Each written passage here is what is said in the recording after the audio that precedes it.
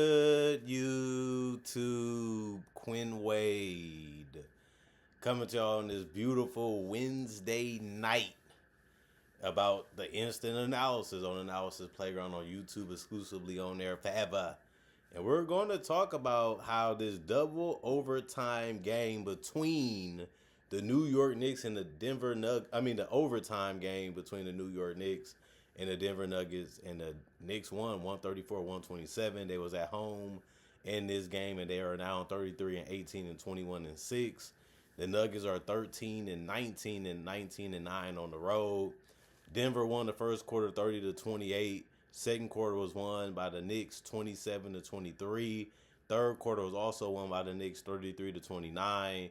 And then the Nuggets won the fourth quarter 26-20. And then after that, the Knicks won the OT period 26-19. A lot of chances for the Nuggets to be able to win this one. A missed shot by Maury, and then a hook shot missed by Jokic. The Knicks put themselves in a situation where they could have lost because of the Mikal Bridges foul. Obviously, that gave them an opportunity to possibly lose in overtime, but just didn't happen. And then you look at the Nuggets. We're going to start off with them. Spencer Jones got out there and played 12 minutes. He missed every single shot that he took. He went 0-3 from the field, 0-2 from 3, so he finished scoreless. Since he didn't take any free throws, he did have 3 rebounds, no turnovers, or still in the block. 1 offensive rebound, 1 personal foul, and a +2. And plus minus, Nikola Jokic played 45 minutes. He had 30. He finished with a triple-double. He played long enough, and he was closing in on it. He was able to get it done, but he didn't really play that well. He settled a lot in this one. It's hard to criticize him because he's really good at every aspect of the game. But he did go 1-13 from 3, and he finished 10-27 from the field because of that. But he also went 9-12 from the free throw line. He did have 14 boards, 10 assists, and no turnovers, showing you how great of a player he still is, even in his worst nights, which this one would be considered a great game for any other player if it wasn't Jokic. That's how good he is. But 7 offensive rebounds. He also had 7 defensive rebounds. So half and half to get to 14 total. He did have 4 personal fouls in this game, and he did concede some baskets, bad defense in some of these moments in this game. But he did finish as a +3 and plus minus. Then his partner in crime, Jamal Murray, played 48 minutes. He had 39 points.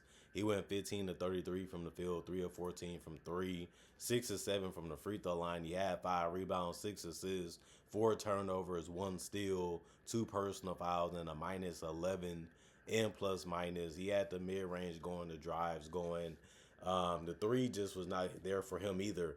He had some open ones. He had some rush ones. He had some forced ones. He had some semi-contested ones.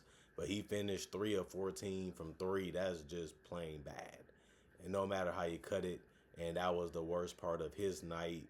Other than that, he had a really good game. Christian Braun made clutch free throws that allowed them to stay in the game and have a chance to win it, but they didn't.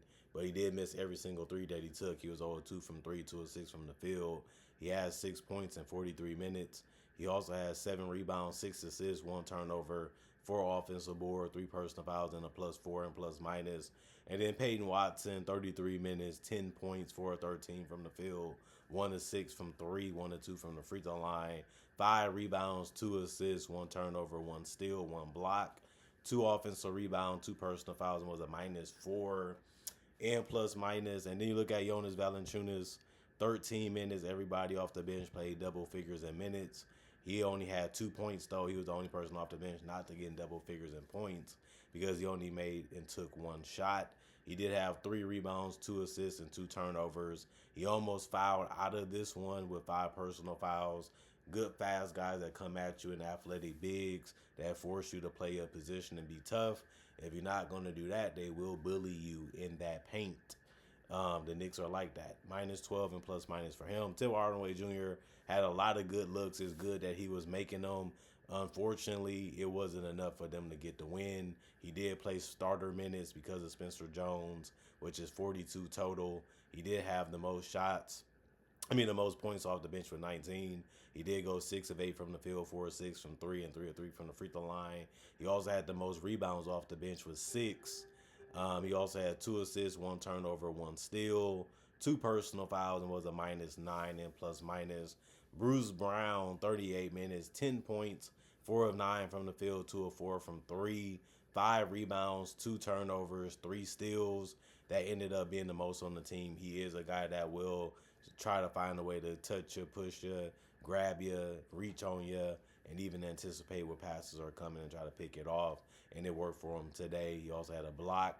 He only had 1 personal foul, 1 offensive rebound, was a -12 in plus minus. And then Julian Strawther, 17 minutes. He had 11 points. He went 4 of 5 from the field, 2 of 3 from the 3 point line, 1 of 1 from three, 3 rebounds, 1 assist, 3 turnovers, and a steal, 1 personal foul, and was a +4 and plus minus. He gave you what you needed because you didn't play the rest of your guys. They all performed well. Even Jonas had some good spots in the game because of his rebounding and his passing and the fact that he did put the ball in the basket, but he did have some trouble defending in this game. And then you look at the New York Knicks. OG Anunoby, he knocked down some mid ranges, had some threes to go down too. He played 48 minutes. He missed a wide open dunk, unfortunately, but he had 20 points. He went 7 of 17 from the field, 4 of 9 from three, 2 of 2 from the free throw line. He did get 8 rebounds, 4 assists, no turnovers, 3 offensive rebounds, 3 personal fouls, and a +13 and plus minus. Karl Anthony Towns, 31 minutes, 24 points, 9 of 13 from the field, 2 of 6 from three, 4 of 4 from the free throw line. He finished with a double-double because he had 12 boards. He only had 1 assist, 1 turnover. He did foul out of this game. He do a lot of ticky-tack things, and he do a lot of things that's obvious, and the refs just got to call it to discipline him. 3 offensive rebounds in the +12 and plus minus. You know he's going to shoot the three. You know he's going to drive. You know he's going to be in the paint from time to time. That's what they knew he was going to bring to the table, and he did all those things tonight. You still want him to be smarter out there, and you want him to be more cautious out there, especially against some of the better bigs in the league. And sometimes he did that, and sometimes he didn't in this game. And then Jordan Clarkson got to start. He played 24 minutes. He had 11 points. He went 5 of 7 from the field, 1 of 2 from three. He gave him double figures in scoring. It was efficient doing so. So you can't really get mad about how his performance was for them. He did get 1 rebound, 1 assist, 1 turnover, and a personal foul, was a -4 and plus minus. He also ended up starting. Mikal Bridges ended up being the only starter in not to get double figures in points because he finished with 5. He did hit a clutch 3 in this game in a nice mid-ranger. Other than that, he went 2 of 8 from the field and 1 of 6 from three in 49 minutes. 49 minutes was the most on the team. He also had 4 rebounds and 4 assists, no turnovers, 1 steal, 1 block, 1 offensive rebound, 4 personal fouls, and a -2 and plus minus. And then Jalen Brunson carried the offensive load as much as he could. In 47 minutes, he had 42 points. That was game high easily. And then he also went 14 of 27 from the field. That's sufficient. 5 of 12 from three. That was good. And 9 of 11 from the free throw line. You would take it. Although he did have 5 turnovers, he still finished with 9 assists. You love him scoring and passing and continuing putting pressure on the defense to make decisions. He did a good job of floating and getting to the basket and also using his handle to create separation to get shots that he felt was good. 8 rebounds, 2 steals, 2 personal fouls, and a +13 and plus minus. Muhammad played 14 minutes. He had 5 points. He went 2 of 5 from the field, 1 of 4 from three. No turnovers, no personal foul, and -6 and plus minus. Mitchell Robinson played 23 minutes. He had 10 points. He went 5 of 5 from the field. It's good that he didn't miss a shot because he takes good looks every single game because they right by the rim. And he's big, strong, and mobile, and very tall. And he grabbed 8 boards mainly because of that and his activity. He also had 1 steal in the block. It's good to see him still get those 2. He also had 5 personal fouls. That was the worst part of his night, but he had 1 offensive board. Usually he has more than 1 offensive rebound, but not so much in this one. He was a +3 and plus minus. Ariel, 4 minutes. He missed his only shot, but he did also have a turnover, had no personal fouls. It was a -8 and plus minus. Landry Shamet, he ended up playing the most minutes off the bench. He had another decent game where he had 16 points, which was the most off the bench. He also took the most shots, which was 15. He went 6 of 15 from the field, 4 of 10 from three. He had 2 rebounds, 3 assists, and a turnover, 1 offensive rebound, 2 personal fouls, and a +22 and plus minus. Kevin McCullier Jr. played 2 minutes. He missed his only shot. He still got 2 assists and a rebound with no turnovers and no personal fouls and was a +1 and plus minus. And then Tyler Kolek, 13 minutes, 1 point because he made and missed a free throw, and he missed his only shot, which was a three. He also had 4 assists but had 2 turnovers and a rebound, no personal fouls, and was a -9 and plus minus. 100 field goals taken by the Knicks, 50% for them. 105 taken by the Nuggets, 44%. 53s taken by the Knicks, 36% is what they made it at. That was better than the Nuggets, who took 50 also. They only made 26% of theirs. And then the Nuggets took more free throws, 27 to 19 compared to the Knicks, who only had the 19, but they shot 84%. The Nuggets shot 81%. The Nuggets also out-rebounded the Knicks 51 to 45, 29 assists compared to the Knicks 28, 11 turnovers for the Knicks, 14 for the Nuggets, 4 steals for the Knicks, 8 for the Nuggets, 2 blocks for the Knicks, 3 for the Nuggets, 9 offensive rebounds, 15 offensive rebounds for the Nuggets, and then 36 defense rebounds for the Knicks. Both teams had that. 23 personal fouls for the Knicks. Like I said, the Nuggets did shoot more free throws, and they only had 21 personal fouls, and the Knicks ended up making a good enough percentage. I feel like the Knicks, this game, they worked harder than they had to.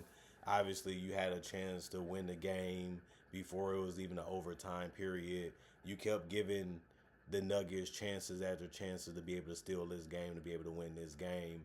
Obviously, they was able to create a separation and get some distance in that overtime period. But when I'm watching this game, and I watched the whole game, I'm looking at it like just too many fouls, too many dumb things, too many rush things that really didn't make sense. Like, if you're really trying to take the lead and you're really trying to keep the lead and you're really trying to win the game, what are you really doing, as defensively?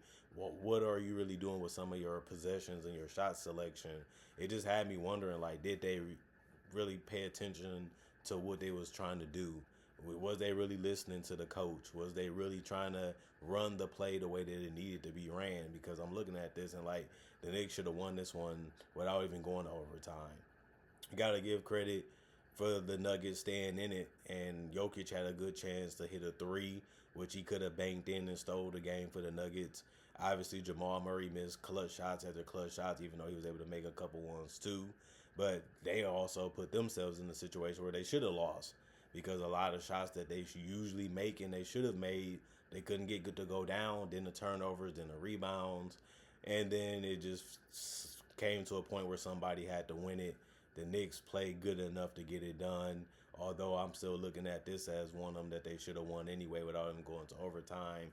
Still can't get mad at them too much, since they did still win the game and avoided losing it. But we still got to look at this team and say, if they want to win championships, they can't play like this. They have to play smarter. They have to play better. They have to get better shots. They have to knock down their open ones. And that's just how you have to play if you want to be the best team in the league. And that's how you win the championship. So the Knicks, they still figuring things out a year later. And that's a problem. And that's why I still look at them as a team that can get beat before they even go to the Eastern Conference Finals. And I also wouldn't be surprised if they made it there, because it is correctable and you can do it in a couple games. And sometimes that's all you need to do to be in the conference finals. But what's the point of doing that when you'd rather be in the NBA Finals, having a chance to compete for a championship? And they're going to have to play better if they want to get that goal accomplished and if they want to be champions. But they still got time in the regular season, and they still got time to figure that out before the playoffs start. And in the playoffs, they can challenge themselves to be better. You never know what can happen. So we'll see if they're able to mature and just grow a little bit more and play better. And that's all you can really demand from them as a fan and as an organization. Comment, like, subscribe, share, hit that notification bell to get that analysis when it first come out. Y'all stay blessed up though, and I'll see y'all later today. Hopefully more analysis. Peace.